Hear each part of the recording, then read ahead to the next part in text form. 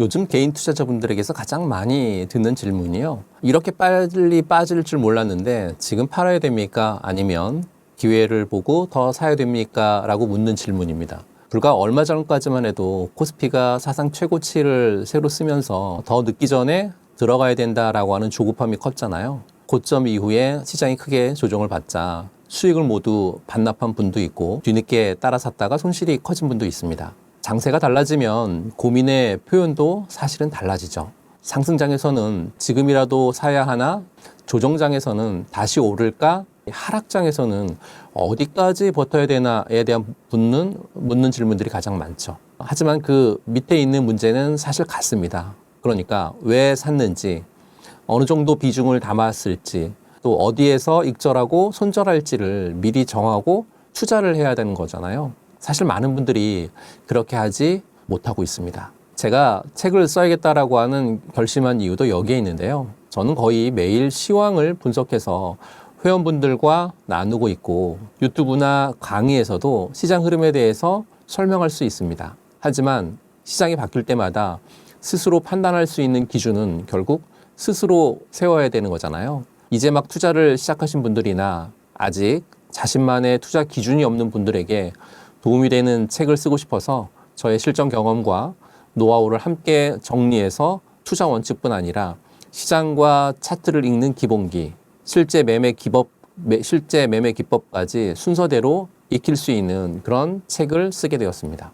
코스피는 6월 고점에서 지금 현재 거의 30%가량 내려오면서 강한 조정을 겪었고요.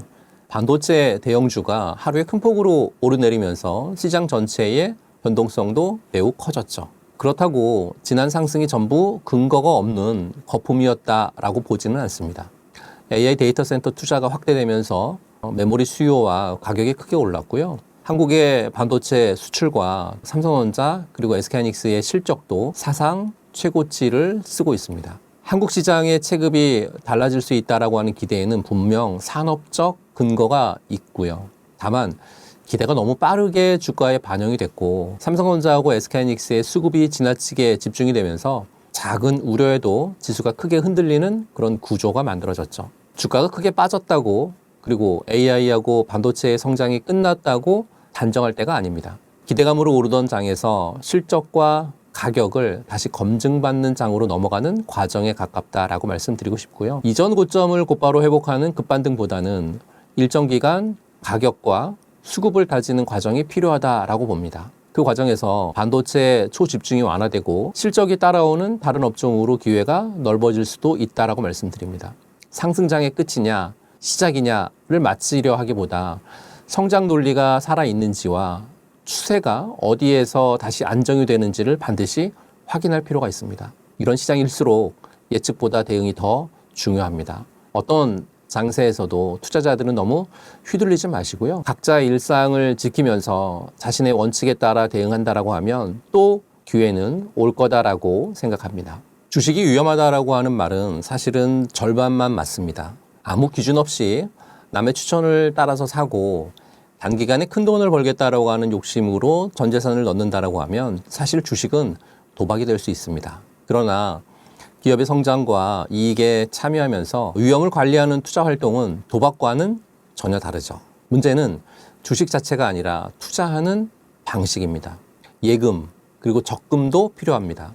생활의 안전판이 되고 현금은 위기가 왔을 때 선택지를 주니까요. 하지만 예금과 적금 그리고 노동소득만으로 은퇴하고 노후 또 자녀 교육 거기에 주거 비용까지 모두 준비하기에는 시간이 너무 오래 걸릴 수 있다라는 말씀을 드립니다. 물가가 오르는 동안 돈의 구매력은 떨어질 거고요. 자산을 가진 사람과 노동소득만 가진 사람의 격차는 더 벌어질 수 있습니다. 그래서 벌어들인 돈의 일부를 성장하는 자산으로 옮기는 공부가 반드시 필요하죠. 제가 말하는 경제적 자유를 향한 골든타임은 한국 산업과 자본시장의 체급이 달라질 수 있는 지금의 변화를 개인 투자자도 자기 자산을 키우는 기회로 만들어야 된다라는 뜻입니다. 그러니까 개인이 투자 경험을 쌓고 실력을 쌓기에 좋은 시기다라고 생각하죠. 한국 경제와 산업이 새로운 성장 국면으로 넘어가는 동안 투자 실력을 쌓고 그 성장의 흐름에 꾸준히 참여한다라고 하면 지금 주식 공부를 시작한 사람과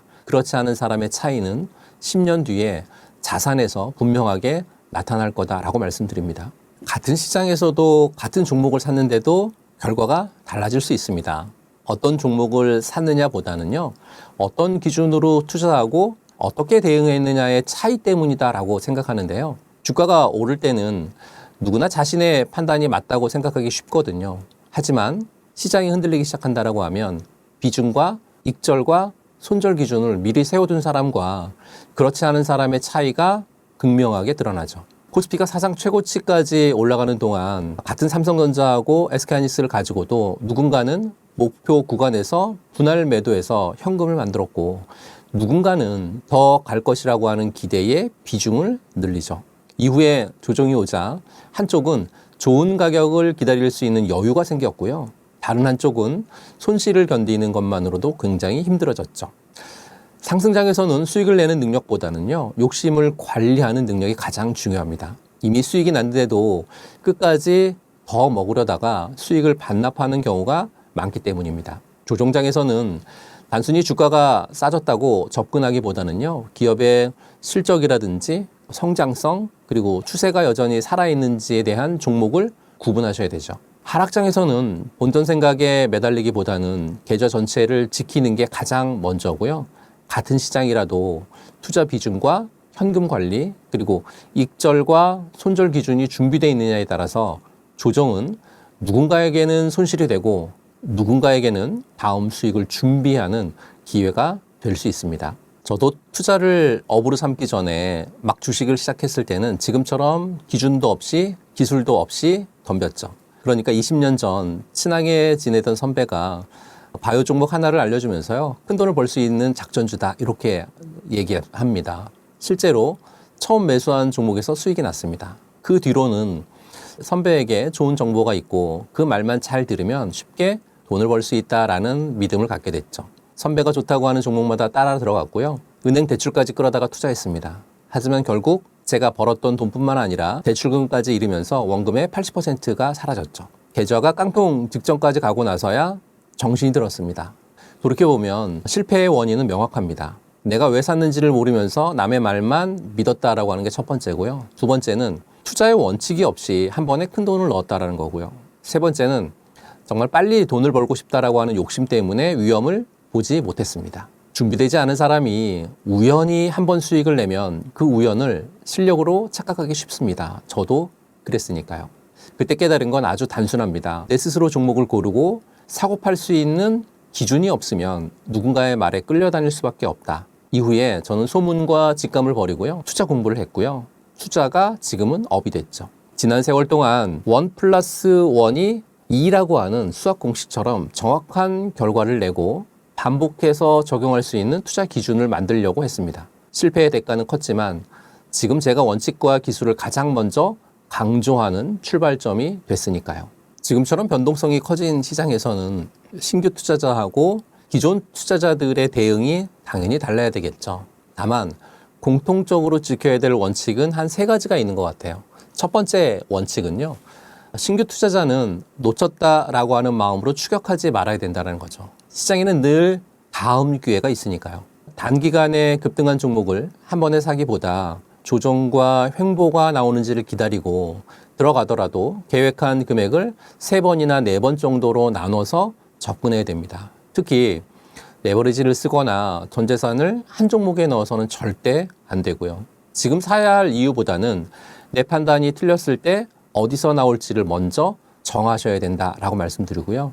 두 번째는요, 기존의 투자자는 수익을 숫자로 확인하는 과정이 좀 필요합니다. 많이 올랐다고 해서 전량을 한 번에 팔 필요도 없지만 최고점을 끝까지 마치겠다라고 하는 욕심도 버리셔야 됩니다. 목표 구간마다 일부를 분할 매도해서 원금과 수익을 챙기시고요.